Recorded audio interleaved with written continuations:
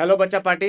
आज मैं स्टार्ट करने वाला हूँ यूनिट एंड डायमेंशन। जैसे कि आपको पता है कि फिजिक्स का ये पहला चैप्टर था, पहला चैप्टर है एक्चुअली में। पहले फिजिकल वर्ल्ड था, अब आ गया है यूनिट एंड डायमेंशन। बिना इसके फिजिक्स की गाड़ी कभी चल नहीं सकती। इसलिए यूनिट एंड डायमेंशन सबसे ज़्यादा जरूरी है, क्योंकि किसी भी चीज़ के बारे में पढ़ने से पहले उसके बारे में कुछ फंडामेंटल चीज़ें हमें स्टेब्लिश करना पड़ता है। हमें अगर मान लो कि बिजनेस स्टार्ट करना है तो बिजनेस के बारे में थोड़ा बहुत आइडिया लेना पड़ता है।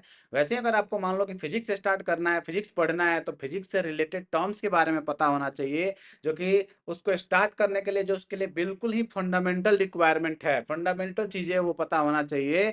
जैसे कि आपको पता है फिजिक्स में इन जनरल अपन क्या बात करते हैं, यूनिवर्स में जो चीज़ें हो रही हैं उसको लॉजिकली कैसे रिलेशन एस्टेब्लिश कर सकते हैं। उसी के लिए अपने को क्या करना पड़ता है, फिजिक्स सब्जेक्ट के बारे में पढ़ना पड़ता है। तभी जाके अपन क्या करते हैं, उससे जो भी यूनिवर्स में चीजें हो रही हैं उसको अपन रिलेट कर पा रहे हैं, उसको एक्सप्लोर कर पा रहे हैं। तो यूनिट एंड डायमेंशन में अगर आप बात करेंगे तो सबसे पहले ये आता है कि भाई क्यों यूनिट एंड डायमेंशन पढ़ना है। तो आपको पता होना चाहिए कि भाई अगर पूछा जाए कि सन और अर्थ के बीच में कोई डिस्टेंस है, अब डिस्टेंस है तो डिस्टेंस का मतलब क्या है ये तो पता होना चाहिए, तब तो फिजिक्स में तुम आगे बढ़ोगे।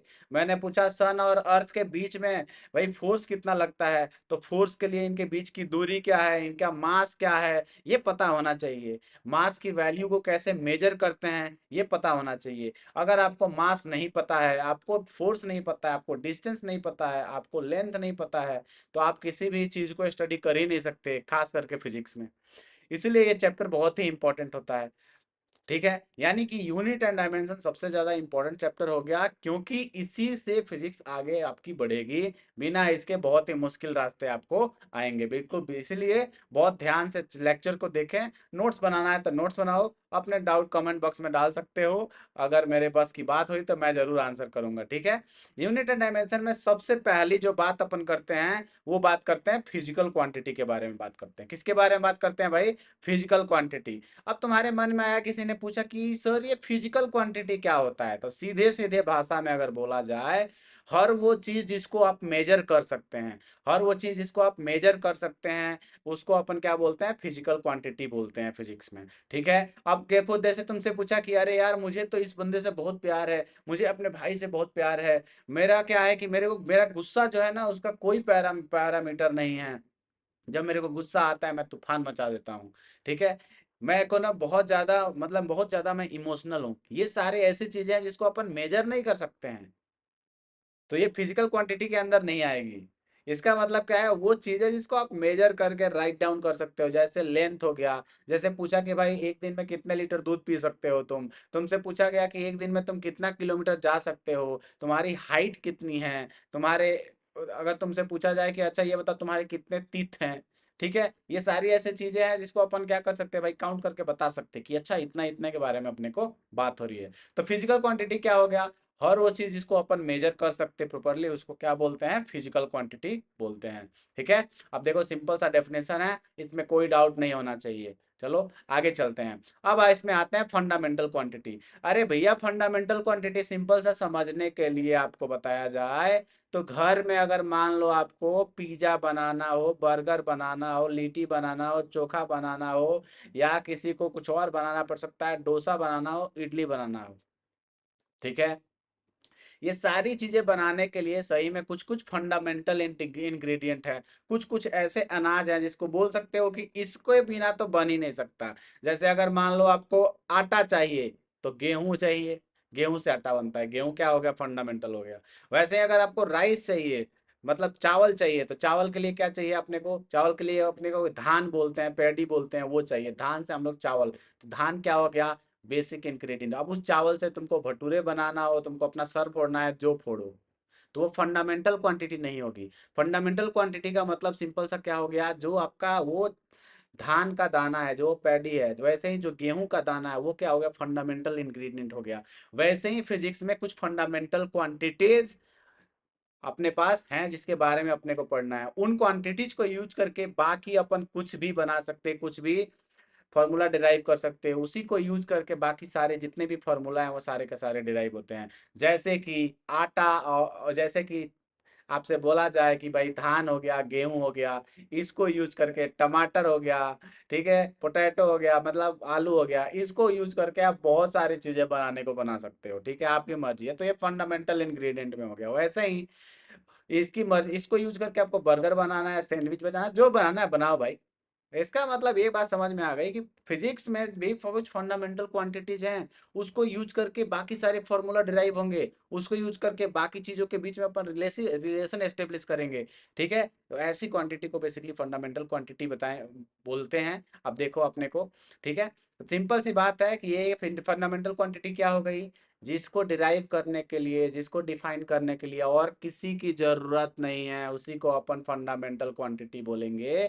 अगर एग्जाम्पल देखोगे तो क्या है, लेंथ है, मास है, टाइम है, और भी आते हैं, आगे डिस्कस करूंगा अभी। तो फंडामेंटल क्वांटिटी सिंपल से क्या हो गई, वो फिजिकल क्वांटिटी जिसको डिफाइन करने के लिए और किसी की सहायता की जरूरत नहीं है और किसी की हेल्प की जरूरत नहीं है, वैसे क्वांटिटी को अपन क्या बोलते हैं, फंडामेंटल क्वांटिटीज बोलते हैं, ठीक है, फंडामेंटल फिजिकल क्वांटिटी बोलते हैं। अब चलते हैं आगे। अब दूसरा आता है डिराइव्ड क्वांटिटी। अरे भाई आपके पास पहले क्या था, आपके पास आटा, पहले क्या था, गेहूं था, गेहूं से आटा आया, अब आटा से तो रोटी बना लो, पराठा बना लो, पिज्जा बर्गर जो भी बनाना है बना लो। तो सब बने किससे हैं, बने किससे हैं, तो बेसिक इंग्रेडिएंट है। हमने क्या किया, हमने भाई धान से चावल निकाला, ब्ला ब्ला, ऐसे ही बहुत सारी करके एक नई चीजें बना दी, सब्जी बना दी हमने, या हमने बर्गर बना दिया। तो ये सारी चीजें क्या है, बेसिक बेसिक इंग्रेडिएंट को जोड़ जोड़ के जो चीजें बनाई जा रही हैं, उसको ऐसी चीजों को अपन बोल सकते हैं कि हमने एक डिराइव कर लिया, हमने एक नया रेसिपी तैयार कर दिया। वैसे ही फंडामेंटल क्वांटिटीज को यूज करके जब आप क्या करते हो, एक नए फॉर्मूले को एस्टेब्लिश करते हो, एक नए फिजिकल क्वांटिटी को एस्टेब्लिश करते हो, वैसे क्वांटिटी को अपन क्या बोलते हैं, डिराइव्ड क्वांटिटी बोलते हैं, डिराइव्ड फिजिकल क्वांटिटी बोलते हैं। जैसे कि बोला जाए तुमसे भाई किसी चीज का वॉल्यूम, किसी चीज का आयतन, किसी चीज का एरिया कितना होगा, तो तुम्हें पता है कि अच्छा सर एरिया की बात कर रहे हो, यानी एरिया जो होगा दो लेंथ को मल्टीप्लाई से बनता है, यानी लेंथ क्या था अपना फंडामेंटल क्वांटिटी। मैं तुमसे पूछूं वॉल्यूम कितना है, आयतन कितना है, तो बोलोगे सर वॉल्यूम का मतलब तो length into length into length into length type का आता है, यानी कि लेंथ 3 बार मल्टीप्लाई हो गया है। तो इसके क्या हो गया, लेंथ को यूज करके हमने एक नए फॉर्मूले को डिराइव कर दिया। वैसे ही आपके पास वेलोसिटी हो गई, वेलोसिटी को मीटर पर सेकंड लिखते हो, मीटर में क्या है, लेंथ है, सेकंड में क्या है, टाइम है, यानी दो फिजिकल क्वांटिटी, जो फंडामेंटल क्वांटिटी को यूज करके हमने एक नए क्वांटिटी को डिराइव कर दिया। समझ में आ गया होगा कि डिराइव क्वांटिटी क्या है।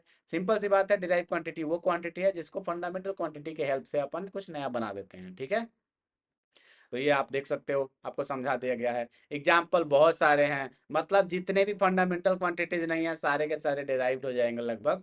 अब आगे चलते हैं आपको, अब आगे बात करते हैं यूनिट पे। तो यूनिट क्या है भाई, तो यूनिट का मतलब सिंपल सा है, कोई भी फिजिकल क्वांटिटी अगर आपने बोला तो उसको मेजर तो करना पड़ेगा। तुमने बोला कि लेंथ, तो अगर लेंथ बोलने से क्या होगा भाई, लेंथ किसी आदमी का नाम भी हो सकता है, लेंथ किसी जानवर का नाम भी हो सकता था, लेकिन लेंथ के आगे जैसे ही किसी ने बोला 5 मीटर, किसी ने बोला 10 किलोमीटर, किसी ने बोला 15 किलोमीटर, तो सीधा सीधा मतलब समझ में आ रहा है किलोमीटर से कि 10 किलोमीटर का मतलब क्या होता है, मतलब अपन दूरी की बात कर रहे हैं, अपन डिस्टेंस की बात कर रहा हूँ। नहीं तो 10 तो कुछ भी हो सकता है, 10 आम हो सकते हैं, 10 हाथ हो सकते हैं, 10 हाथी हो सकता है, 10 घोड़ा हो सकता है। तो एक बात समझ में आ गई कि वो यूनिट का बहुत ज्यादा मतलब है, ठीक है। न्यूमेरिकल वैल्यू नंबर तो कुछ भी हो सकता है, लेकिन जब तक उसके आगे कुछ वर्ड में ना लिखा हो उसका कोई मतलब नहीं है। इसलिए अपने को क्या करना पड़ा भाई, यूनिट बनानी पड़ी कि किस चीज को क्या कैसे मेजर कर रहे हैं, किस क्वांटिटी को किस यूनिट में मेजर कर रहे हैं, उससे हमें पता चलता है किस टाइप की क्वांटिटी की बात हो रही है। जैसे अब मैं बोलूं कि भाई 10 मीटर दूध दो, तो दुकानदार दो थप्पड़ दो चप्पल लगा के भगा देगा। क्यों, क्योंकि हमने भाई जो वॉल्यूम वाली चीजें हैं, दूध के मेजर करने के लिए हमने मीटर नहीं, हमने लीटर डिफाइन किया है। इसका मतलब क्या हुआ, यूनिट हमें बता रहा है कि कैसी क्वांटिटी की बात हो रही है, दूध की बात हो रही है कि दही की बात हो रही है कि आलू की बात हो रही है कि शक्कर की बात हो रही है। इसीलिए हमने क्या किया है, एक इंटरनेशनल स्टैंडर्ड बनाया है, उसके हिसाब से हमने क्या किया है, एक यूनिट रखा है चीजों को, जिससे पता चल जाए किस क्वांटिटी की बात हो रही है, पानी की बात हो रही है कि वजन की बात हो रही है, किस टाइप की। अब आते हैं फंडामेंटल यूनिट्स में। तो देखो, अब सिंपल सी बात है, यूनिट में भी क्या आएगा भाई, जैसे फिजिकल क्वांटिटी में आपके पास कुछ फंडामेंटल था, कुछ डिराइव्ड था, वैसा ही कुछ अपने पास यूनिट में फंडामेंटल यूनिट होंगे, बेस यूनिट होंगे, उसको यूज करके अपन जो बनाएंगे उसको क्या बोल सकते हैं, डिराइव्ड यूनिट्स बोल सकते हैं। ठीक है, तो फंडामेंटल यूनिट का मतलब सिंपल से हो गया भाई, इसको, इस यूनिट को डिफाइन करने के लिए हमें किसी और चीज की जरूरत नहीं है, इसको बस डिफाइन हमने कर दिया है। जैसे एग्जाम्पल में आप देख सकते हो कि भाई लेंथ के लिए क्या होता है, मीटर, और अगर वजन के लिए बोला जाए तो क्या होता है, किलोग्राम, टाइम के लिए बोला जाए तो क्या होता है, सेकंड होता है। इन तीनों को डिफाइन करने के लिए और किसी की जरूरत नहीं है, दे आर सेल्फ सफिशिएंट। अब आगे चलते हैं, अब आते हैं डिराइव क्वांटिटी में। तो ये जो फंडामेंटल क्वांटिटीज हैं, इनको यूज करके जब किसी नए यूनिट को डिराइव करते हो तो उसको डिराइव यूनिट बोलते हैं। फॉर एग्जांपल अगर मैं आपसे बोलूं, तो बोलूं कि भाई kilometre per hour, kilometre per hour में क्या है, एक तो किलोमीटर है और दूसरा आवर मतलब क्या है, टाइम है। यानी कि भाई डिस्टेंस और टाइम दोनों को हमने यूज किया है। इसका मतलब क्या है, ये दो फंडामेंटल क्वांटिटी को यूज किया है तो ये एक डिराइव्ड यूनिट हो जाएगा। क्या हो जाएगा, ये एक डिराइव यूनिट हो जाएगा। समझ में आ गया? अब आगे चलते हैं इसी से। तो डिराइव यूनिट आप देख सकते हो, फंडामेंटल यूनिट को यूज करके जो डिराइव यूनिट अपन बनाते हैं, नए नए यूनिट डिराइव करते हैं, उसी को डिराइव यूनिट बोलते हैं। एग्जाम्पल के लिए मीट देख सकते हो, आपको बहुत सारे इसमें देख सकते हो, एक्सेलरेशन हो गया, वेलोसिटी हो गया, फोर्स हो गया, हजारों हैं ऐसे, आगे चैप्टर्स में आते रहेंगे। चलो आगे चलते हैं। अब बात करते हैं थोड़ा सिस्टम ऑफ यूनिट का। ठीक है, तो सिस्टम ऑफ यूनिट के बारे में अगर बात करोगे, सिंपल सी बात है, सिस्टम यूनिट में आपके पास क्या आएंगे, फंडामेंटल यूनिट्स भी आएंगे, आपके पास क्या आएगा भाई, डिराइव्ड यूनिट भी आएगा। तो इनके बारे में थोड़ा और डिटेल डिस्कशन करते हैं। अब देखो, जो स्टैंडर्ड यूनिट है, सिंपल सी बात है, उसको कुछ रिक्वायरमेंट फिल करना होगा। ठीक है, कुछ रिक्वायरमेंट फिल करना होगा, इसका मतलब आप देख सकते हो, पहले तो भाई ये जो स्टैंडर्ड यूनिट है वो परफेक्टली वेल डिफाइन होना चाहिए, नहीं तो लड़ाई झगड़े हो जाएंगे दो देश के बीच में। ठीक है, दूसरा, इसका जो साइज होना चाहिए वो एक्यूरेट होना चाहिए। क्या होना चाहिए, इसका साइज एक्यूरेट होना चाहिए। अरे सर, ये साइज एक्यूरेट का क्या मतलब है? अरे सीधी सी बात है भाई, अगर मान लो कि तुम हमें अपने पैसे, जैसे मुझे अपनी सैलरी को मेजरमेंट करना है, तो मैं अपनी सैलरी का मेजरमेंट जो है अगर मान लो करने जाता हूँ पैसे में, तो कोई मतलब है? अगर मान लो इंडिया को, जीडीपी को मैं मेजर करने जाऊं कि कितना पैसे में मेजरमेंट करोगे, तो कोई मतलब है? इवन रुपये में भी मेजर कर रहे हो, कोई इसका मतलब है? नहीं। तो इसके लिए हमें क्या, बड़े यूनिट चाहिए, जैसे करोड़ हो गए, मिलियन हो गए, ट्रिलियन हो गए। इसका मतलब क्या है भाई, कि इसका साइज सुटेबल होना चाहिए मेजरमेंट का। ठीक है, और इस चीज को आप हर एक जगह बता सको, जिससे कि आम आदमी को भी समझ में आ जाए किस बारे में बात हो रही है, मतलब रिप्रेजेंटेटिव। ठीक है, और अगला पॉइंट क्या है, ये जगह जगह बदलना नहीं चाहिए। जगह जगह क्यों नहीं बदलना चाहिए, मान लो इंडिया में अगर बात करो, बोलो कि मान लो भाई $10 को आपको 5 kg मिल रहा है मैंगो, किसी और जगह पे मान लो मामला कुछ और बैठ गया, $10 वहां पे लेके गए तो आधा किलो मैंगो दे रहा है, लेकिन वहां का जो आधा किलो है अपने यहाँ के 5 किलो के बराबर है, तब तो बात ठीक है। लेकिन अगर ऐसा नहीं हुआ तो क्या हो जाएगी, दिक्कत हो जाएगी। तुमने यहाँ बोला कि भाई मुझे 10 लीटर दूध चाहिए, तो 10 लीटर दूध मिल गया तुमको, वहां पे जाके तुमको बोलना पड़ रहा है क्या, कि मुझे 10 मीटर दूध चाहिए, तो वहां पे मीटर बोलने पे दूध मिल रहा है, तो भी दिक्कत है। इसका मतलब क्या है, ये जगह जगह पे इसका स्टैंडर्ड यूनिट चेंज नहीं होना चाहिए। इंडिया में लीटर बोला तो भी मतलब दूध ही है, अगर यूएस में लीटर बोला तो भी मतलब दूध ही है, तभी जाके लोग को कॉमन अंडरस्टैंडिंग होगी, समझ पाएंगे लोग। ठीक है, चलो अब आगे चलते हैं। अब ये क्या है, समय के साथ ये चेंज नहीं होना चाहिए, तो आपको समझ में आ गया। अलग अलग टेम्परेचर पे ये चीज़ें वेरी नहीं होना चाहिए। ऐसा नहीं कि अभी क्या है भाई, कुछ अभी के टेम्परेचर पे कुछ आपका मान लो कि 1 सेकंड का मतलब 1 सेकंड है, टेम्परेचर बढ़ा दिया तो 1 सेकंड का मतलब 5 सेकंड हो गया, तो इससे भी दिक्कत है, तो ये भी नहीं होना चाहिए। अब आगे चलते हैं, ये हमेशा ही इजिली एक्सेसिबल होना चाहिए, मतलब सभी लोग समझ पाए, कॉमन मैन भी समझ पाए, ले मैन भी समझ पाए इसको।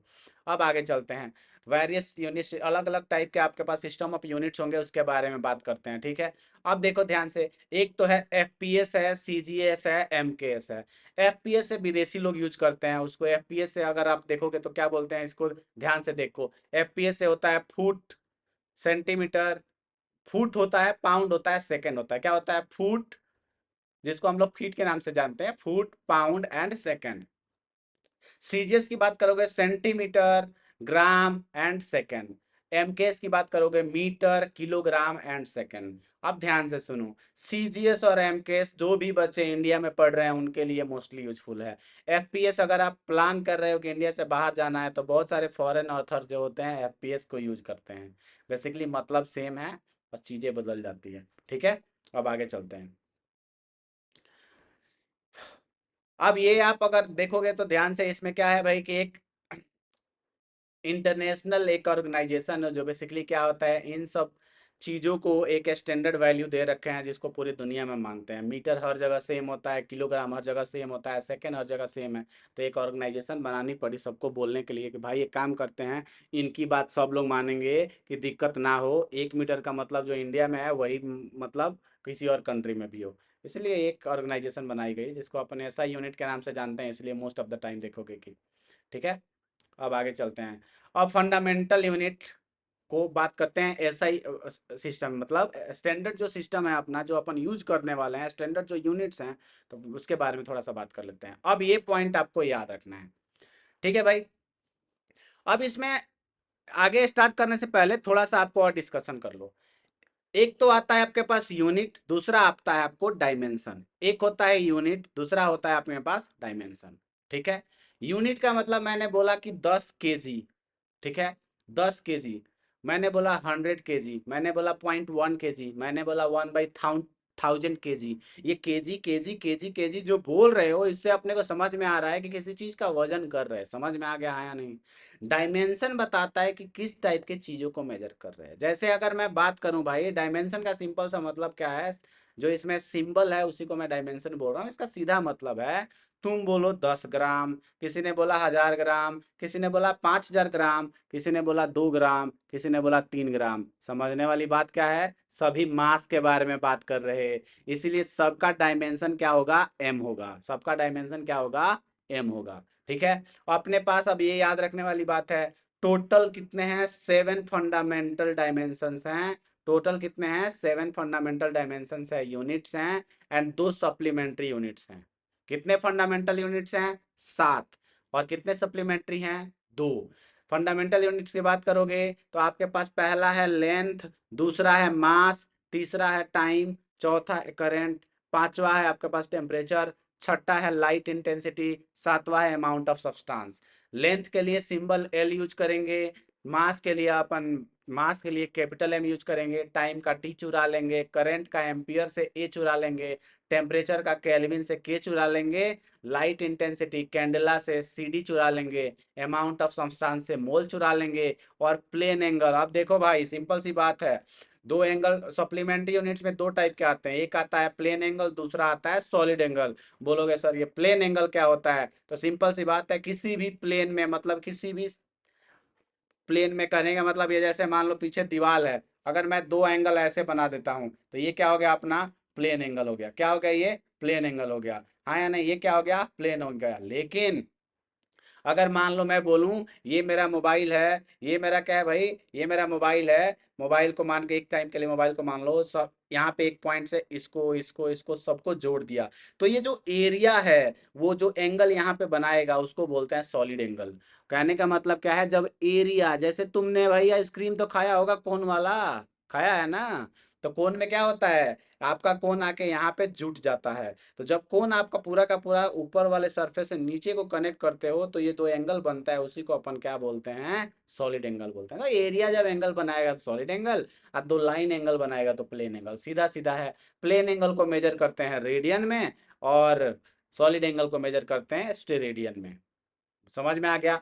अब फंडामेंटल क्वांटिटी फटाफट बताओ क्या होता है। पहला होता है लेंथ, जिसका सिंबल होता है एल, और इसको मेजर करते हैं मीटर में। दूसरा होता है मास, जिसको मेजर करते हैं केजी में। तीसरा होता है टाइम, जिसको मेजर करते हैं सेकंड में। चौथा होता है तुम्हारे पास करंट, जिसको मेजर करते हैं एम्पियर में। पांचवा होता है टेम्परेचर, जिसको मेजर करते हैं केल्विन में। छठा होता है आपके पास क्या हो, लाइट का इंटेंसिटी, जिसको मेजर करते हैं कैंडला में। और सातवां होता है आप अमाउंट ऑफ सब्सटेंस, जिसको मेजर करते हैं अपन मोल में। बाकी दो सप्लीमेंट्री हैं, plane angle and solid angle. इन दोनों का कोई डायमेंशन नहीं होता, क्योंकि एंगल एक रेशियो को बताता है। ठीक है, इनका कोई भी डायमेंशन नहीं होता, लेकिन इनके यूनिट्स होते हैं। तो किसी ने बोला कि क्या ऐसा कोई है जिसका भाई डायमेंशन नहीं हो लेकिन लेकिन उसका यूनिट है, तो बोलोगे हाँ वो है एंगल।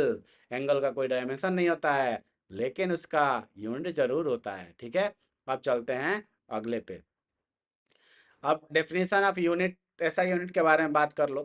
ठीक है, मिलते हैं अगले वीडियो में और इसके आगे की टॉपिक के साथ। तब तक के लिए बाय बाय।